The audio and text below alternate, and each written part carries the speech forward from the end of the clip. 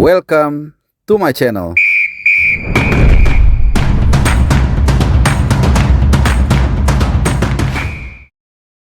Dua puluh hari lagi kita akan menjalani partai yang sangat penting menghadapi China di Gelora Bung Karno, masih dalam lanjutan kualifikasi Piala Dunia 2026 round ketiga dari grup C.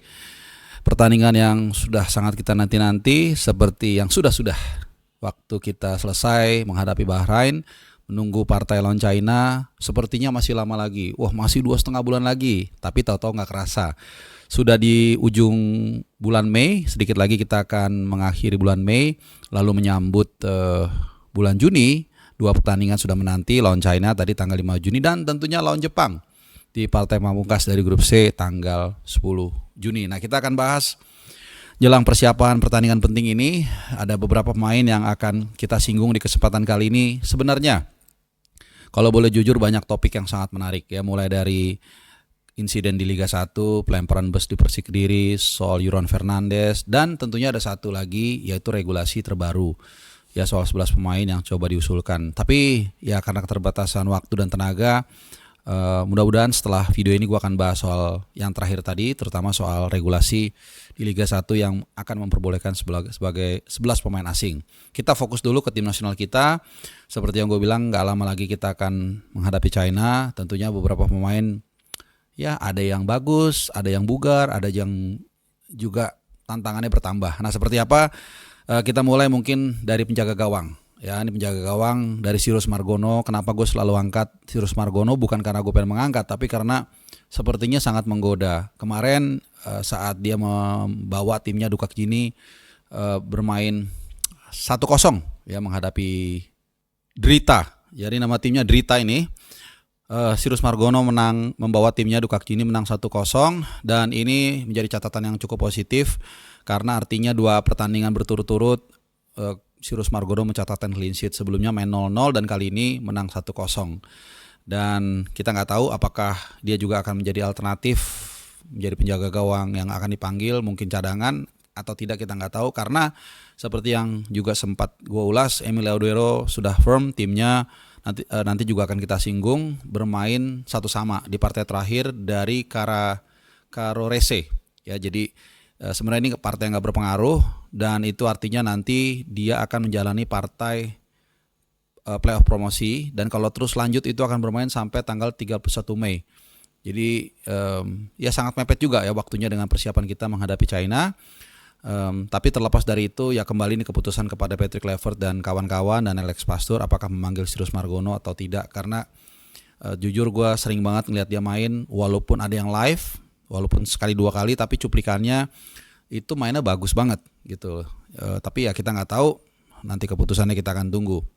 Nah, berikutnya masih di jajaran penjaga gawang. Kalau tadi gue juga sudah sekaligus menyinggung soal Emil Laudero, ada Martin Paes. Ya, Martin Paes kemarin bermain 1-1 dari Real Salt Lake. Ya, ini kembali dia mengisi posisi di bawah mister gawang setelah sebelumnya dia dicadangkan karena memang itu US Open lah, semacam piala liganya. Jadi memang dia aman tetap posisi sebagai penjaga gawang utama, dan di pertandingan tersebut dia main cukup bagus, melakukan 2-3 kali save, dan ya mudah-mudahan dia aman sentosa, karena kalau tidak ada aral melintang, kemungkinan dia akan kembali tampil menghadapi Jepang. Karena lawan China dia nggak bisa main, absen karena akumulasi kartu kuning. Kita maju sedikit, kita akan singgung soal back kiri kita yang paling luar biasa. Mungkin di luar Jitses dia adalah pemain yang paling konsisten di timnas dan juga di klubnya. Siapa lagi kalau bukan Calvin Verdong. 2 pertandingan, 2 kali kapten, 2 kali kemenangan kembar 3-0.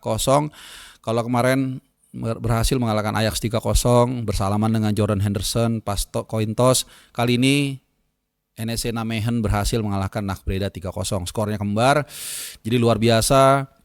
Dan secara umum juga catatannya sangat mentereng bersama NEC Nijmegen. 3 kali menang, 1 kali imbang, dan hanya 1 kali kalah dalam 5 laga terakhir. 3 kali menang, 1 kali imbang, dan hanya 1 kali kalah. Meskipun ya nanti akan gue share klasemennya, ini membuat di sini ya.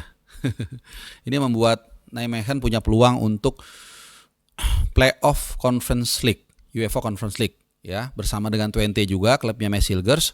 Artinya ini membuat jadwal antara selesainya kompetisi di liga kalau memang nanti playoff dengan nanti persiapan timnas, TC dan lain-lain itu menjadi semakin mepet ya. Walaupun khusus untuk Calvin Verdong gue nggak terlalu banyak kekhawatiran karena secara kebugaran, endurance-nya sangat luar biasa. Dia jarang cedera. Jadi mudah-mudahan klubnya sukses bisa mengikuti playoff promosi Conference League dan kalau bisa memang akan mengikuti Conference League musim depan ya. Oke, itu dari Calvin Verdong masih di liga yang sama. Mass Hilgers kemarin setelah mencatatkan 2 kali hasil positif menang 2-0 tapi kemarin akhirnya harus mengakui keunggulan dari AZ Alkmaar. Ya sempat ketinggalan 0-2 dulu tapi kemudian sempat disamakan tapi akhirnya kemudian ada gol kemenangan dari AZ Alkmaar di akhir babak kedua ya. Tapi ya nggak apa-apa. Yang pasti Twente juga sama nih. Ada di zona UEFA Conference League Playoff. Jadi kalau misalnya memang seperti itu dan kemungkinan atau hampir pasti ya Twente itu akan menjalani UEFA Conference League Playoff, maka waktu bermainnya di Twente atau di liga juga akan lebih lama. Jadi persiapannya mepet ke ke timnas kita untuk menghadapi China. Tentunya ini juga satu tantangan tersendiri. Sekali lagi masih di liga yang sama, masih di pemain belakang yaitu Dean James. Agak ada sedikit kekhawatiran mungkin karena di laga sebelumnya Go Ahead Eagles Dean James itu sempat bermain 20 menit. Dia masuk menit 70, kemudian ya di pertandingan terakhir saat timnya mengadakan Herrenman 1-0, Dean James tidak main sama sekali, tapi dia ada di DSP gitu. Jadi ini kayak mungkin ini menjelaskan bahwa atau prediksi atau asumsi Dean James ini sudah pulih tapi mungkin belum 100%. Tapi masih ada waktu sekitar 20 hari lagi, mudah-mudahan dia benar-benar full recovery. Meskipun sekali lagi di posisi tersebut mereka memang aman. Karena Calvin Verdong tadi udah kita bahas itu benar-benar perform dan dalam kondisi bugar. Tapi kita nggak tahu ya kalau ada apa-apa. Dan kedua ada opsi juga karena mengingat Ragnar sampai dengan detik ini belum ada hilalnya apakah sudah sembuh atau sehat dari virus atau tidak. Kalau misalnya nggak bisa main ada kemungkinan juga Dean James akan ditaruh di posisinya Ragnar. Karena Dean James ini sejatinya adalah posisinya left winger. Agak mirip-mirip dengan Ragnar yang sering bermain keluar ke pinggir ke sisi kiri ya. Oke, kita sedikit meloncat ke Jepang walaupun ini masih di bagian back ya, yaitu Sandy Walsh masih cukup mengkhawatirkan saat dikalahkan Kashiwa Reysol 2-0. Yokohama Marinos ya kalah 2-0. Sandy Walsh itu ada di bangku cadangan tapi nggak main sama sekali. Ini artinya kalau kita lihat catatannya dalam 7 laga terakhir dia hanya main 1 kali, itu pun dari bangku cadangan. Padahal kita lagi butuhnya dia untuk mengisi sisi fullback kanan kalau memang Kevin Dix tidak pulih dari cederanya in time. Tapi ya mudah-mudahan dia get well soon. Yang jelas kalaupun ya ini plan C berarti ya. Karena kalau Kevin Dix nggak pulih in time, Sandy Walsh juga mungkin competitiveness levelnya kurang, maka ada Eleanor Renders. Nah kita akan bahas lagi nih yang mungkin kalian sebagian udah dengar juga, tampil sangat luar biasa kemarin saat timnya mengalahkan William Tway 2-1. Ini partai away, Renders main sangat luar biasa. Sebagai man of the match dia mencetak gol kemenangan 2-1 gitu ya, dan ini adalah catatan dia main 4 kali beruntun main sebagai starter dan full gak diganti-ganti. Jadi ini menunjukkan satu perkembangan yang positif. Kalau kalian yang rajin mengikuti Rapport Abroad pasti tahu. Jadi awal-awal Renders begitu struggling, bahkan setelah menjadi warga negara Indonesia setelah dinaturalisasi, entah mengapa kesempatan main dia gak turun. Gue gak bilang gara-gara dia dinaturalisasi, tapi ya faktanya seperti itu. Tapi kemudian perlahan tapi pasti dia mulai bangkit. Awal tahun dia mulai main sedikit, walaupun kadang-kadang dimasukkan di babak di pertengahan pertandingan, kadang-kadang starter tapi diganti cepat. Tapi kita lihat 4 pertandingan terakhir dia main full sebagai starter. Ini satu indikasi yang bagus.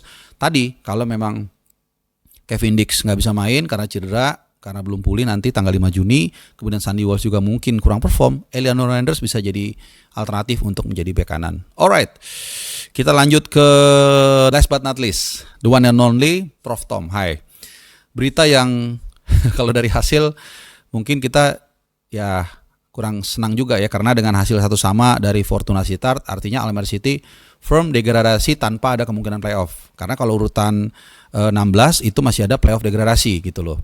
Nah, tapi karena kemarin bermain 1-1 akhirnya udah firm Almere City akan degradasi.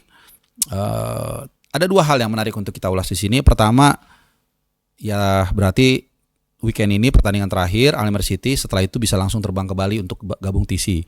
Nah, kalau yang kedua adalah soal klubnya, karena menurut gua kemarin juga diskusi dengan teman di DPI, menurut gua ya Tom Haye itu masih layak untuk bermain di Eropa. Menurut gua ya let's say di Liga Belgia atau mungkin di Walwich atau di Willem II di Liga Belanda lah gitu ya. Menurut gua masih cukup lah main seperti itu atau di Serie B gitu. Jadi kita akan lihat ya, karena ini kalau kita ingat itu Tom Haye juga awal-awal musim adalah pemain terakhir yang mendapatkan klub. Setelah Ragnar terakhir baru kemudian Tom Haye. Jadi walaupun degradasi Almer City, mudah-mudahan Tom Haye masih tetap dapat klub di Eropa supaya dia tetap ritmenya terjaga, asupan makanannya juga lebih baik dibandingkan kalau mungkin dia merantau ke Asia atau bahkan ke Indonesia ya, with all due respect ya, berbeda lah kualitas liganya. Jadi seperti itu kira-kira. Oke, teman-teman semua, kira-kira itu dulu rapor tersebut dari gua. Mudah-mudahan bisa memberikan informasi buat kalian, dan buat kalian yang juga kemarin ikut Ticket War, selamat buat yang dapat. Dan di kesempatan kali ini gue pengen ngasih lagi satu souvenir untuk salah satu admin di kalau lagi live reaction atau premiere, yang juga selalu bantu kalau ada yang spam judi online, namanya Fajar Ali Firdaus ya. Ada souvenir buat Anda. Terima kasih teman-teman sudah menyimak dan adios.